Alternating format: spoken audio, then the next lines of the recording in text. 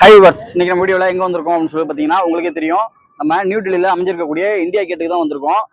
India gate அதாவது இந்தியாவின் நுழைவாயில். இந்த இந்தியாவின் நுழைவாயில் வந்து கிட்டத்தட்ட 1914 1921 வரைக்கும் நடைபெற்ற முதல் உலகப் போர்.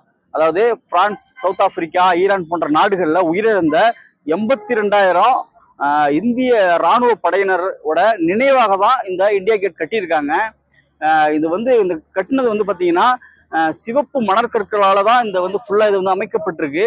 இதோட ஹைட் வந்து பாத்தீங்கன்னா 138 அடி, அதாவது 42 மீட்டர் ஹைட்டு. ரொம்ப பிரம்மாண்டமா இருக்கு அப்படின்னு தான் சொல்லணும். அது மட்டும் இல்லாம பாத்தீங்கன்னா அந்த இந்தியா கேட்ல வந்து ஃபுல்லா வந்து பாத்தீங்கன்னா ஃபுல்லா நேமு, அதாவது 13,000 பெயர்கள் வந்து அச்சிடப்பட்டிருக்கு, அதாவது பொறிக்கப்பட்டிருக்குன்னு தான் சொல்லணும். அந்த 82,000 பேர்ல நிர்வகிச்ச முக்கிய அதிகாரிகளுடைய பெயர்கள் தான் வந்து அதுல எல்லாமே பொறிக்கப்பட்டிருக்கு. உண்மையிலேயே வந்து ரொம்ப பிரம்மாண்டமா இருக்கு. இதை வந்து நம்ம வந்து புத்தகத்துல நிறைய படிச்சிருப்போம்.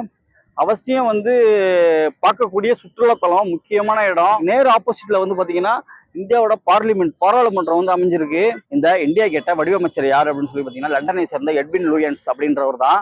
இது அதாவது இந்தியா கேட்டை கட்டுறதுக்கு 1921 இருந்து 1931 வரைக்கும், அதாவது 10 வருஷம் ஆயிருக்கு. இது சிவப்பு மணல் கற்களால் அமைக்கப்பட்ட இந்த மிகப்பெரிய நினைவு சின்னம் அப்படின்னு தான் சொல்லணும். இந்த 82,000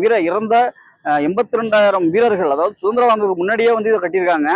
அந்த 82,000 இந்திய வீரர்களோட இறந்ததற்கான ஒரு சான்று, ஒரு அடையாளம் அப்படின்னு தான் சொல்லணும் இந்த இந்தியா கேட்டை.